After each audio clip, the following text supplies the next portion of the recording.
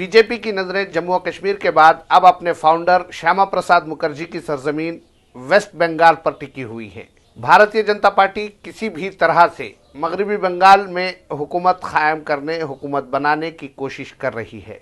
इन कोशिशों के दरमियान गुज़िश्ता यौम पॉलिटिकल एनालिसिस प्रशांत किशोर ने एक धमाका खेज बयान जारी करते हुए कहा कि भारतीय जनता पार्टी को वेस्ट बंगाल में 2 डिजिट में सीट्स आएंगी, यानी भारतीय जनता पार्टी बंगाल की 294 सीट्स में 100 नशिस्तें भी हासिल नहीं कर पाएंगी। जबकि 2 दिन पहले होम मिनिस्टर अमित शाह ने यह दावा किया था कि बंगाल में बीजेपी 200 नशिस्तों पर कामयाबी का निशाना पार करेगी।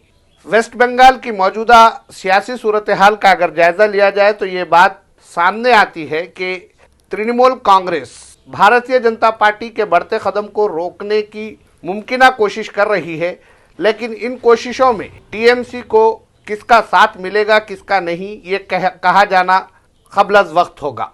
टीएमसी ने काफ़ी सोच विचार के बाद प्रशांत किशोर का हाथ थामा है। प्रशांत किशोर 2014 में नरेंद्र मोदी की कामयाबी में अहम रोल अदा करने वाली शख्सियत के तौर पर उभरे थे और प्रशांत किशोर दर हकीकत 2014 इलेक्शन से पहले गुजरात में हुए असेंबली इलेक्शंस में नरेंद्र मोदी की कामयाबी में अहम किरदार अदा कर चुके हैं। उन्होंने 2014 में चाय पर चर्चा, 3D पब्लिक मीटिंग के अलावा हर हर मोदी घर घर मोदी जैसे नारे दिए थे। उसके बाद उनकी मकबूलियत में काफ़ी इजाफा हुआ। उन्होंने भारतीय जनता पार्टी से ताल्लुक़ तोड़ा, जेडीयू में शमूलियत इख्तियार की, बिहार में नीतीश कुमार के लिए काम किया, उत्तर प्रदेश में उन्होंने कांग्रेस के लिए काम किया, दिल्ली में उन्होंने आम आदमी पार्टी के लिए काम किया, पंजाब में उन्होंने कांग्रेस के लिए काम किया, आंध्र प्रदेश में उन्होंने वाईएसआरसीपी जगन मोहन रेड्डी की पार्टी के लिए काम किया, तमिलनाडु में उन्होंने एआईएडीएमके के लिए काम, स्टालिन की पार्टी के लिए काम किया। इस तरह ये बात वाज़ेह हो जाती है कि प्रशांत किशोर का अपना कोई सियासी नज़रिया नहीं है। प्रशांत किशोर ने हिंदुस्तानी इलेक्शंस को, हिंदुस्तानी इंतखाबात को एक नई राह दिखाई है। पॉलिटिकल मैनेजमेंट, इलेक्शन मैनेजमेंट के लिए वो काम करते हैं। इन हालात में जब तृणमूल कांग्रेस और बीजेपी के दरमियान डायरेक्ट फाइट हो रही थी, इस दौरान ममता बनर्जी जो वेस्ट बंगाल की चीफ मिनिस्टर हैं, तृणमूल कांग्रेस की सरबराह हैं, उन्होंने प्रशांत किशोर को अपने साथ लेते हुए इस बात को तस्लीम कर लिया है कि बीजेपी वेस्ट बंगाल में मजबूत हो रही है और बीजेपी को हराने के लिए उन्हें प्रशांत किशोर की ज़रूरत है। लेकिन हकीकत यह है कि प्रशांत किशोर की स्ट्रैटेजी हर जगह कामयाब नहीं रही। जब उन्होंने बिहार में जेडीयू के साथ होकर काम किया तो उनकी स्ट्रैटेजी किसी हद तक काम कर गई, लेकिन पूरी तरह से वो कामयाब नहीं करार दिया जा सकते। उत्तर प्रदेश में कांग्रेस के लिए उन्होंने काम किया, मगर कांग्रेस सिर्फ 8 सीटों की हद तक महदूद होकर रह गई, जबकि बीजेपी की तवक्को से ज़्यादा सीटें बीजेपी ने हासिल की उत्तर प्रदेश इंतखाबात में। आम आदमी पार्टी ने 2020 इंतखाबात में प्रशांत किशोर की खिदमत हासिल की थी। पिछले बिहार इलेक्शन में जितिन मांझी और कुशवाहा ने प्रशांत किशोर से इलेक्शन स्ट्रैटेजी तैयार करवाई थी, यहाँ भी वो नाकाम रहे। पंजाब में कांग्रेस के लिए उन्होंने काम किया, उतनी बड़ी कामयाबी उन्हें हासिल नहीं हुई जिसका अंदाज़ा किया जा रहा था।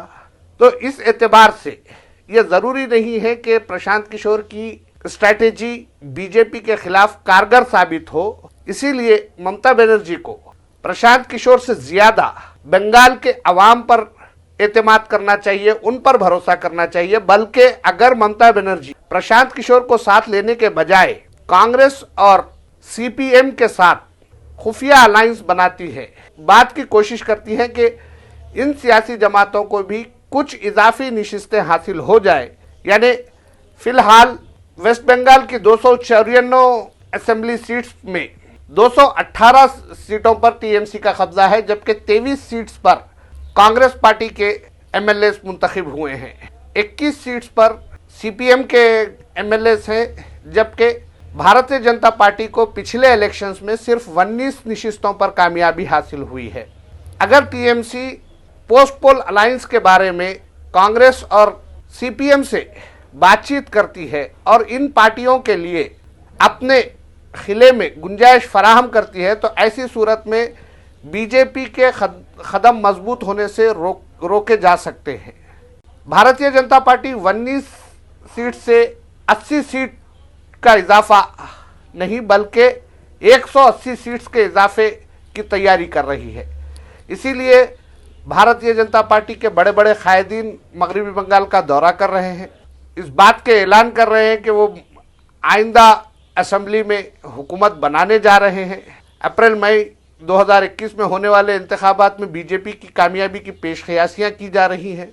बीजेपी की जानिब से किए जाने वाले इन दावों का दारोमदार मुकम्मल तौर पर 2019 में हुए पार्लियामेंट इलेक्शंस के नतायज हैं। 2019 में पार्लियामेंट इलेक्शंस के दौरान भारतीय जनता पार्टी को वेस्ट बंगाल से 18 सीट्स पर कामयाबी हासिल हुई है, जबकि 2014 के पार्लियामेंट इलेक्शंस के नतायज का जायजा लिया जाए तो वेस्ट बंगाल में बीजेपी के सिर्फ 2 मेंबर ऑफ पार्लियामेंट हुआ करते थे और 5 साल में उनमें 16 का इजाफा रिकॉर्ड किया गया है। इस एतबार से बीजेपी के दावों में किसी हद तक यह कहा जा सकता है कि बीजेपी जबरदस्त मुजाहरा कर सकती है, लेकिन तृणमूल कांग्रेस अगर अपने कम्युनिस्ट दोस्तों और कांग्रेस के साथ मिलकर इंतखाबी स्ट्रैटेजी, इलेक्शन स्ट्रैटेजी तैयार करते हैं तो ऐसी सूरत में बीजेपी को कम से कम वेस्ट बंगाल में हुकूमत हासिल करने से रोका जा सकता है। जबकि प्रशांत किशोर की स्ट्रैटेजी पर अगर काम किया जाता है तो मुमकिन है बीजेपी को उत्तर प्रदेश की तरह वेस्ट बंगाल में भी तवक्को से ज्यादा नशिस्तें हासिल हो सकती है और बीजेपी वेस्ट बंगाल में भी हुकूमत बनाने के मौक़िफ़ में आ जाएगी।